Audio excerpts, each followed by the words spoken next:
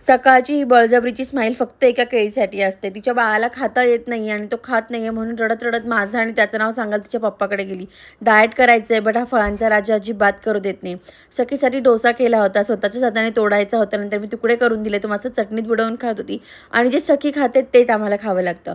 कामवाल्या मावशी नव्हत्या त्यामुळे खूप सारी कामं अंगावर होती. त्यात काल पावसात जेवढे कपडे ओले झाले होते परत सगळे वाळवले. सगळ्यांच्या घड्या वगैरे घालून ठेवल्या. सखीला झोपवायचा प्रयत्न करत होती पण तिला इतकं खेळायचं होतं. निखिलसोबत पकडापकडी लपाछपी सगळंच चालू होतं. हे खेळतानाच तिला किचनमध्ये ताकाचं टेट्रापॅक दिसलं. मग काय, ताक पिल्याशिवाय तिला होत नाही. पप्पाला घेऊन आली, तिथे बस म्हटली आणि सगळं ताक प्यायली ती. सध्या नवीन हेअर ऑइल यूज करते त्यामुळे बेबी हेअर्स यायला लागलेत. संध्याकाळी पापाला खोटा खोटा डोसा भरवायचा घेऊन स्वतःच खात होती आणि टाळ्या वाजवत होती. मी इतकं घर आवरलं बट सखीला कसं सोडणार. लगेच जाऊन तिच्या सगळ्या खेळण्या काढल्या.